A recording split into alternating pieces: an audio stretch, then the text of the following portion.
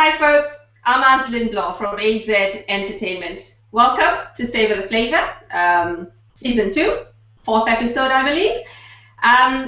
Now, before I get into what I'm actually cooking today, let's say hello to our panelists all the way from Australia and awake at a slightly crazy hour. Let's go say hello to Conjurer Anna Jane Dalton, or AJ. Hi AJ. Hello everyone. How are you? We're all good. How are you? Very well, and it's a beautiful morning here. It's starting to get quite hot here, so my glasses are steaming up, which is ridiculous at 6 a.m., isn't it? 6 But I'm looking forward to the show, and I've got some good wines to show you. Excellent. Looking forward to that. When does it get light now? It's springtime, isn't it, there? Yes, it is. We're just a couple of weeks off summer, as you are with winter. The sun's up. The sun is up because we're on daylight saving, so really it's 7 o'clock. So, yeah. Okay, so quite early. Love the necklace you've got on. It's nice, isn't it? It is. There's some grey pearls, which I like. So. Yeah, absolutely. Right, cool. Let's get cooking. Now, as you know, from the trailer and the little write-up on the event page, I am going to be making an amuse-bouche. I love amuse-bouche. Any excuse to have tiny little bites because, you know, there's just something so exciting, so posh about amuse-bouche. Wouldn't you agree, AJ? Look, I would. And if there's nothing, I mean, amuse-bouche is really the new word for, you know, hors d'oeuvre, isn't it?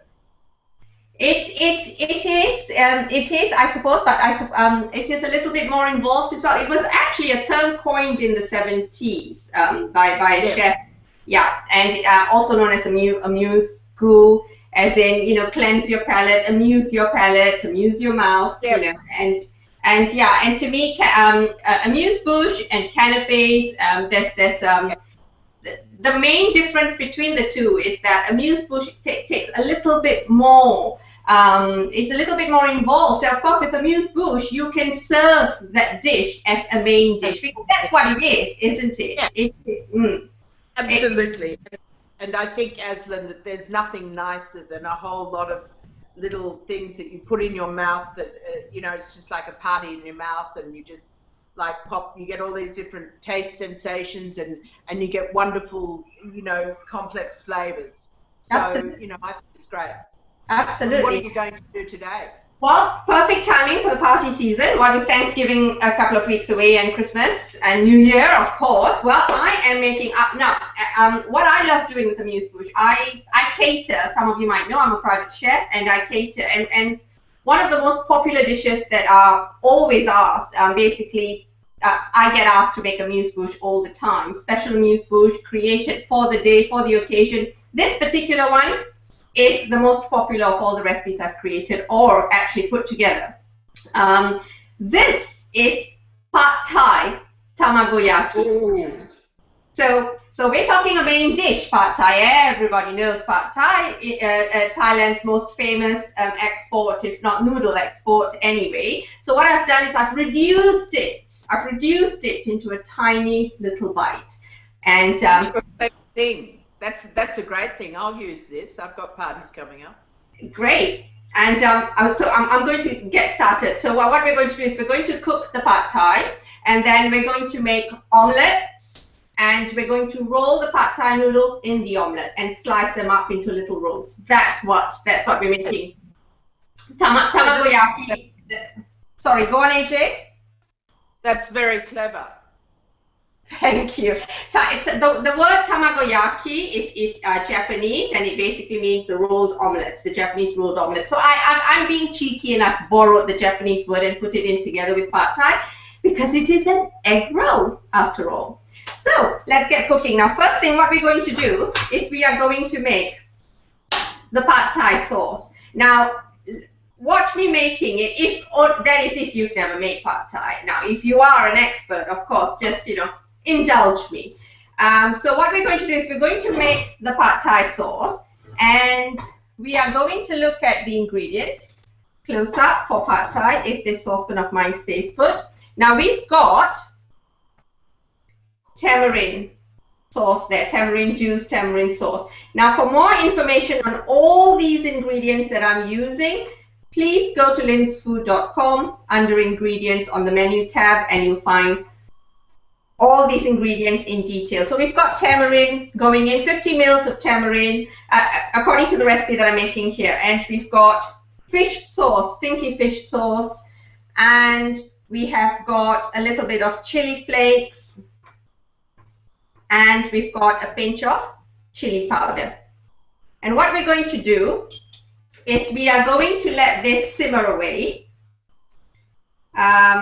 just come to a simmering point, and you're going to add a little bit of palm sugar as well to the whole mix. Let it simmer away and put it aside, and we're then going on to, we will then go on to make our Pad Thai noodles. Now, usually with Pad Thai noodles, Pad Thai is more a method than a recipe, because you've got the Pad Thai sauce here, fish sauce, tamarind juice, chili flakes, pinch of chili powder, and some palm sugar. If you can't find palm sugar, white sugar will do. Not any dark brown sugar or molasses, because those are just too strong. This is simmering away. It's done. See how quick was that?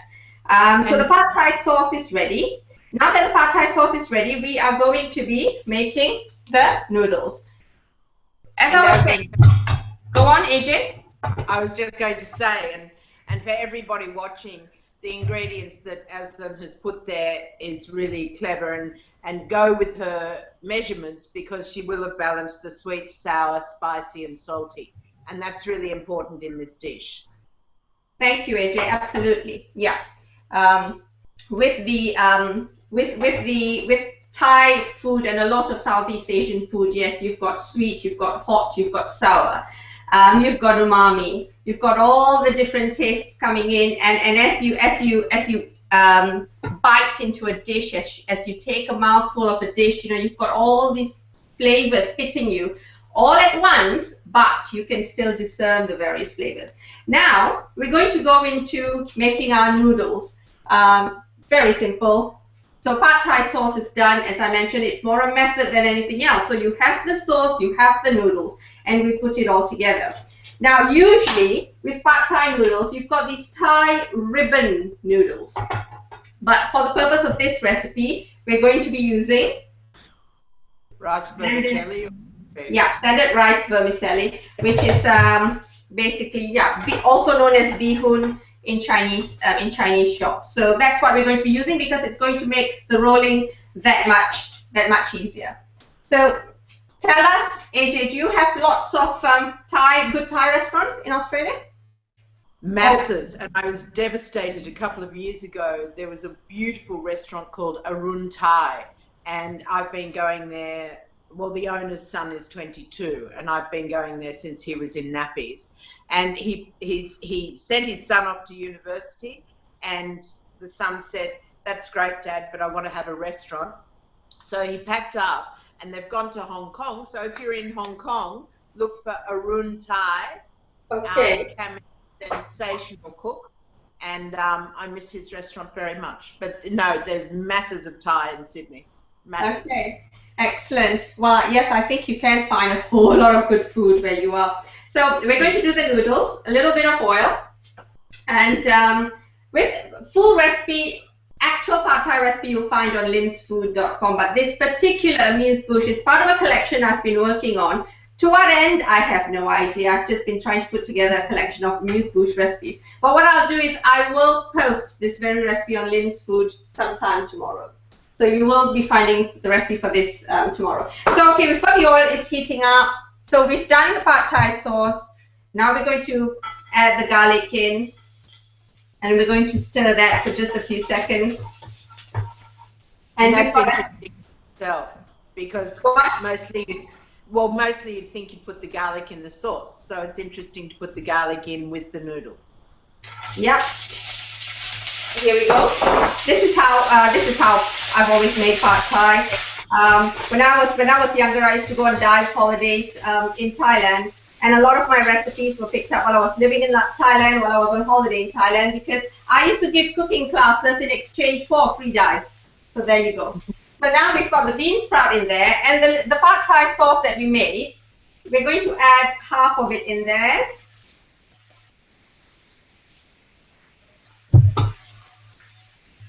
And we need to cook the bean sprouts. The reason being that we need to roll the noodles in the omelette. Now, if the bean sprouts are still crunchy, it's going to make life that much more difficult. Yeah, because they're quite sturdy. They could break the omelette. They are, they are. I tell you what, AJ, while I'm cooking the noodles, what I'm going to do is pass it over to you, and you tell us about the first wine that you've got. What a good idea. Now, Aslan asked me to get some wines to go with this Amuse-Bouche. Now, with Amuse-Bouche, generally, what you're wanting is you're wanting something that is just going to go with that little party in your mouth. Now, you can always go with the sparkling wine, and this is an Australian sparkling, and it's called Croza, and it's a really lovely wine. We can't call it champagne because obviously champagne is in France. We use a lot of French champagne in Australia, but we've got a lot of very, very good white sparkling wines. So have a look out for them. That's just one of the brands, Croza. Now, the one that I've chosen particularly for this dish, because I knew this dish would have spice, Aslan, is this one here. I don't know whether you can see the label there, but yeah. It's Barton and Gestier, and it's actually a French wine. It's Chateauneuf du Pape, and it's from the Rhone area, and it's a really perfect wine. This is 2010. It's not a wine that you drink when it's very old because it's a very light red, but it's perfect with spicy food, and this will be just gorgeous. But if you're not a red, go for a sparkling wine. Okay, great. Thanks, AJ. Chateauneuf du Pape is one of those wines where, you know, if in doubt, go get Chateauneuf du Pape. So, well, exactly. It goes with everything, Aslan. And the other thing I just wanted to say to you is normally, if it were night time here, I would have the cork out of this and I would be having some. But as it's 6 a.m., I'm keeping it firmly in the bottle. Oh, poor dear. It's always something. It's always something AM for you, isn't it? Well, when we're on air. I can adjust my life where I can have a drink at 6, but then I have to go back to bed at 7. All right, let's get back to the cooking. As you can see, I've made the noodles here. Very simple. These are going to be your really, really easy, simple. Pad Thai is easy anyway, but these noodles are really basic because we are going to be spicing it up further with everything else. Now, what we're going to do now is the noodles are cooked. We've turned the heat off, and we are going to add a little bit of dried shrimp floss. Now, this is basically dried shrimp that's been put into a chopper and chopped away, pulsed away for about, say, 10 seconds, and you're going to end up with this sort of candy floss looking thing, but just smells. So what we're going to do is we're going to add a little bit of this after the noodles have cooked. We're going to add some of it for flavor, and it really does take the noodles to another level completely. And so as far as the noodles are concerned, we are done. We are going to add some spring onions, as you can see there, chopped up spring onions for some color and flavor as well. So these noodles are done, and we are now going to put them aside to cool down. I can see me actually rolling the omelette up with hot noodles in a bit. So the noodles are done. Full recipe on linsfood.com. For the actual Thai Tamagoyaki, we will have the recipe up on Lin's Food tomorrow. Now, let me just say hello to Amanda, Namal, Coach Mo, Elena, Chef Nell, Roxanne Davenport. Hi, everybody. Welcome to the show. We've just finished making the noodles, Pad Thai noodles. Now we're going to make omelette, which really I don't need to show anyone how to make omelette, but I am going to anyway. Oh, I think you do. It isn't an easy thing to get it right, Aslan. So don't underestimate the omelette, I say. Right, here we go. So now this pan that I've got here, actually, let me show it to you here. Ooh, white lines. Okay, I've got a square pan. It's actually a skillet. It's what I actually do my meat and fish on. But it's perfect for this because it's square when the omelette's finished. And it really is just what I need. So, of course, if you don't have a square or a tamagoyaki pan, which is rectangular, then, you know, a regular frying pan is perfectly fine as well, because, of course, you are going to roll it up. So we're going to heat this pan. What we're going to do is we're going to cook the omelette, and then we are going to roll the noodles up in the omelette, slice them up, and we'll be done. And then it'll just be a case of dishing it up and presenting it. Bruno Miguel Santos, loving the show, love the host. Thank you. And I love cooking. Actually, let me just bring this up. So, okay, great. Here we go. There we are. Candy relayed a message for you. I really want to be there, but due to time differences, I'm on work, so I'll watch the replay, she says. Thank you, Bruno, and thank you, Candy. And here we go. Back to cooking. We've had a question from Namal who's asking about Lisa Watson and Michelle, who were meant to be joining us and coming up with some wine suggestions, but Lisa's actually given us pictures of her wine on the event stream itself, 2 Italian wines, if you want to have a look at it. Now we're going to cook the omelette. 2 eggs for this particular one, sort of medium heat, lightly beaten eggs. Let me just change that camera over. There we are. Just lightly beaten. Is that a non-stick skillet as well? Yes, it is. I'm a huge fan of non-stick. Yeah, and you've also. I'm a huge fan of non-stick. Yeah, and you've oiled it very well, Aslan. And I think people forget when it's a non-stick one that really, when you're doing an omelette, you still really do need to give it a good oil. Yeah. So I've brushed it. I mean, with the skillets, it's an art, isn't it, with the skillet? And now what we're going to do is we're just going to let that omelette cook away. Usually with an omelette, you are going to draw the egg in. We draw the egg in as we cook the egg. But of course with this, it's such a thin omelette that we're just letting it cook off on its own. And then we're going to be serving it up. So AJ, it's the end of Sunday for you there. What have you been doing? No, it's Monday morning. How was your weekend? Oh, look, it was great, Aslan. Lots to do, lots of things. I'm heading up to the mountains today. It's getting quite warm here, so we've got the most amazing days where they're not too hot and they're not too cold. They're just right. It's my favorite time of year. So perfect.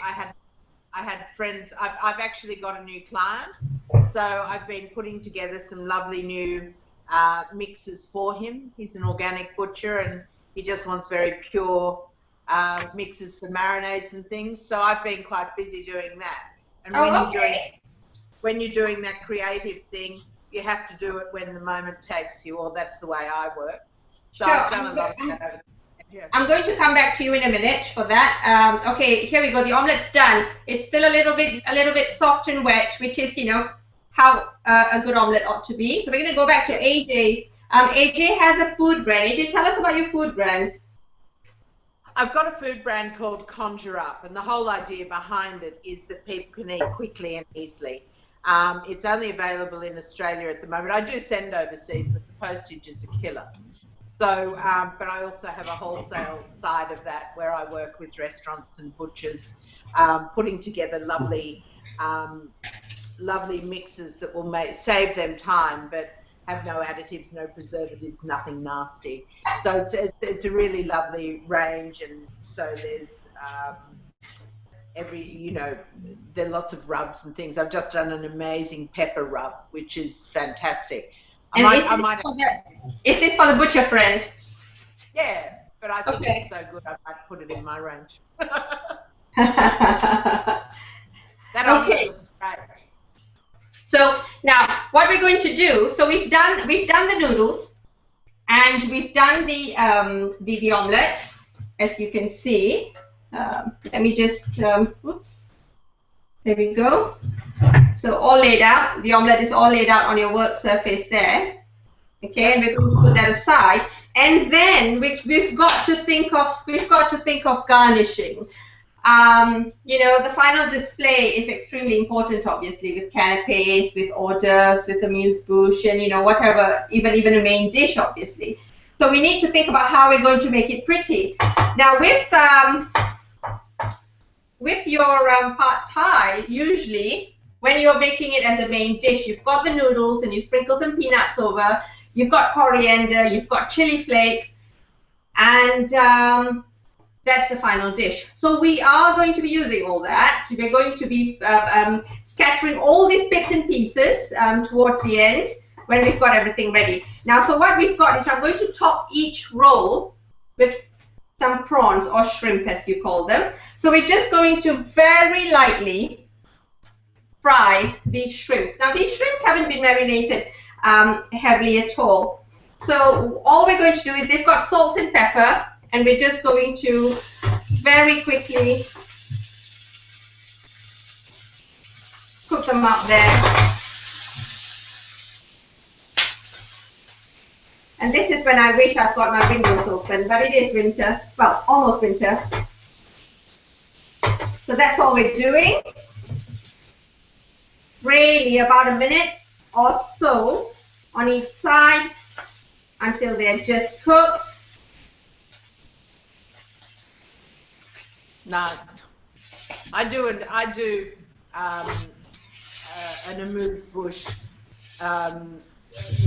like this, except it's the Indian version, and I do it with roti and curry. So I do the same thing. Okay.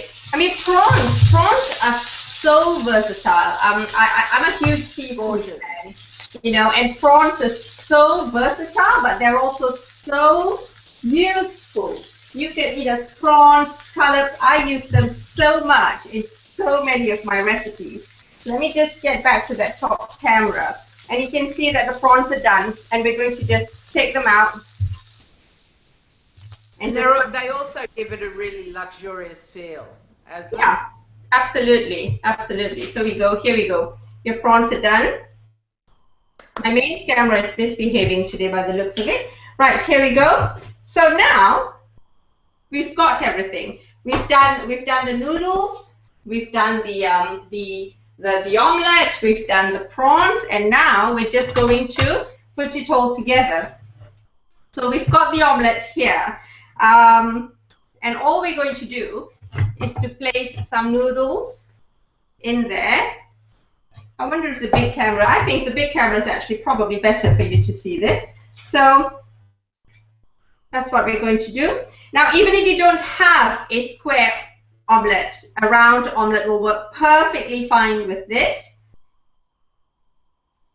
There we are. And now what we're going to do is we're going to just roll it up, just like we would when making sushi. Perfect. There we are. Okay, so that's done. And what we're going to do is we're going to just cut off the edges just to make it neat. And what we also need to do is to wipe the knife before each cut so that we don't mess up our rolls. Yes. Same thing applies to cakes as well, you know. One of my pet peeves is seeing someone cutting a birthday cake and going cut, cut, cut, and then the cake bits will just be going onto all the slices. I hate that. I love it when people have quirks. And I feel like going, wipe that knife clean already.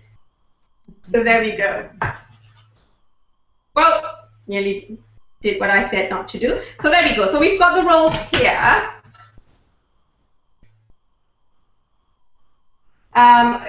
Sally's got a question. Let me just bring that question up. Here we go. She says, why did you not use a plain pan, wire ribbed one?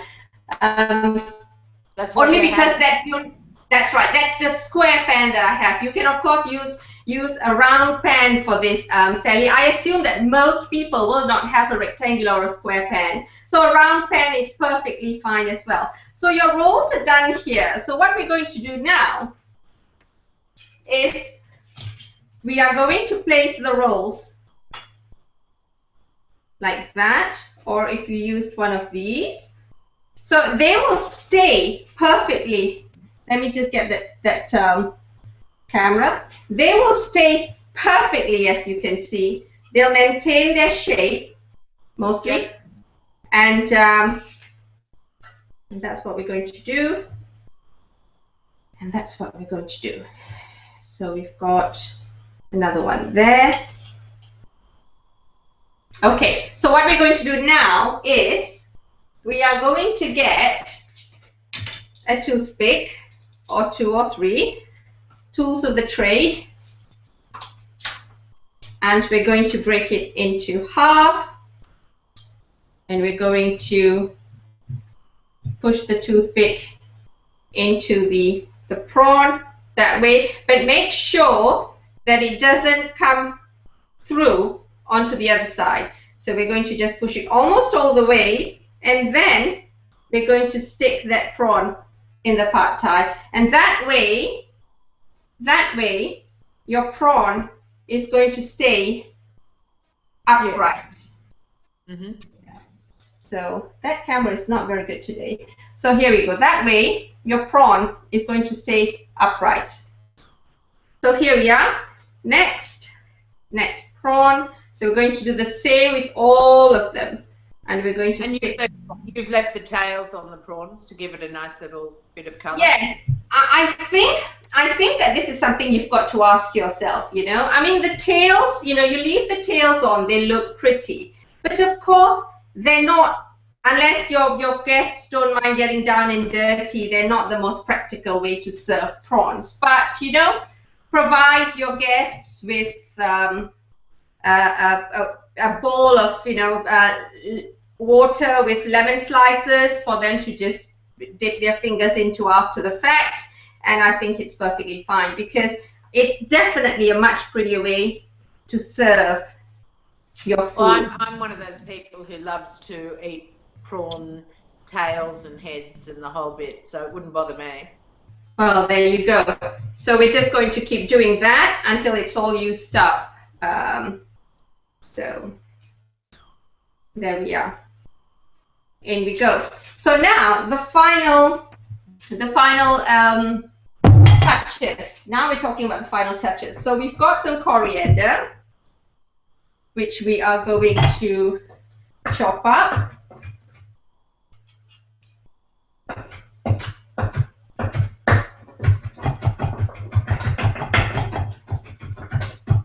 Okay, so at this point, what we're going to do is we're just going to scatter it, you know, in a little haphazard. It doesn't really matter. If you've got tiny slices, bits of coriander, even better.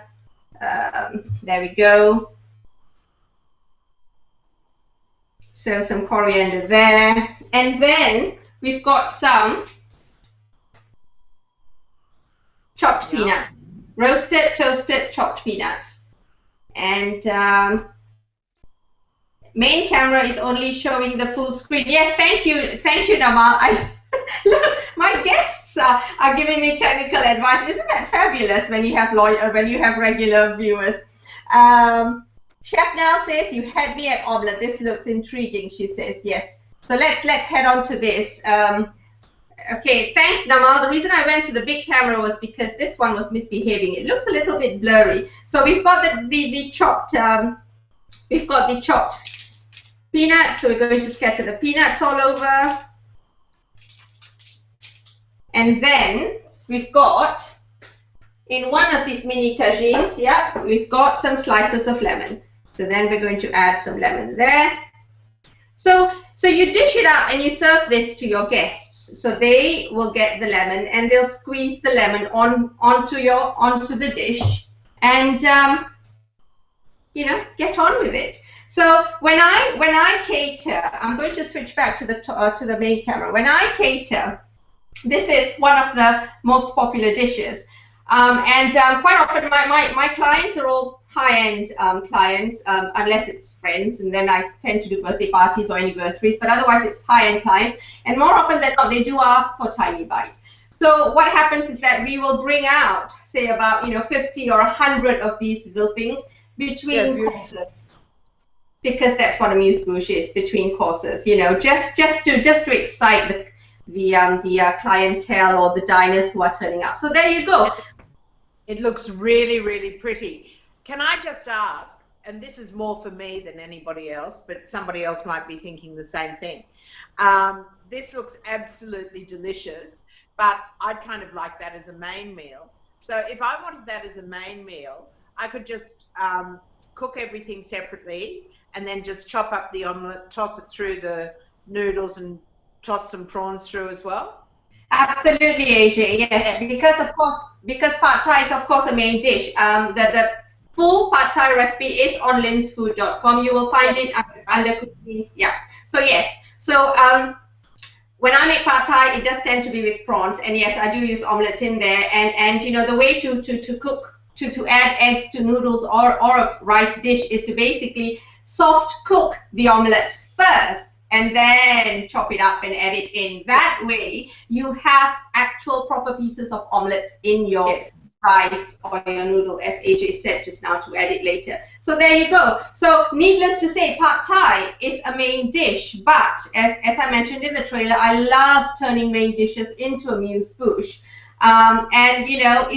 With Amuse-Bouche, unlike canapes, which are easily tops on tiny little, say, crostinis and stuff, Amuse-Bouche takes a little bit of preparing. So really, it's got to be a small party when you're doing Amuse-Bouche, in my opinion, unless you've got help in the kitchen. So maximum of 8 people, maybe 12 at a stretch, no more than that, because as you can see, it does take a little bit of cooking. So there you go, pad thai, beautiful, Tamagoyaki, just beautiful.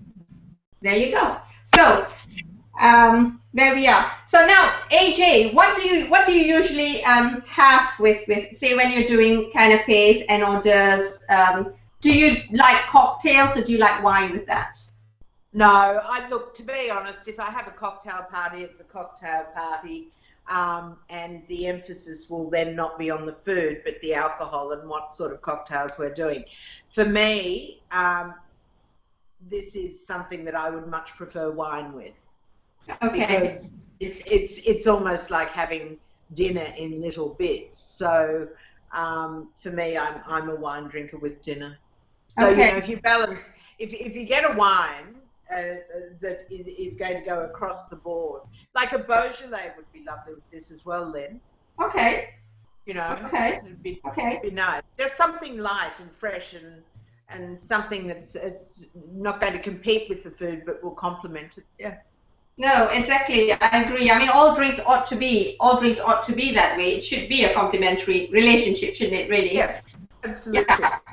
Absolutely. Right. So there we go, a very simple Amuse-Bouche. The Tamagoyaki recipe will be posted tomorrow, and I'll post the link on this event page. So if you've been commenting, you'll get the link to it. But the pad thai full recipe is on linsfood.com, already there, posted years ago. So the other thing I was going to ask you, did you reserve some of the liquid? Were you going to drizzle some of that over at the end? No, I don't. What I do generally is when I'm cooking pad thai, I have a quick taste. Half the sauce goes with the bean sprouts, and then the other half goes at the end.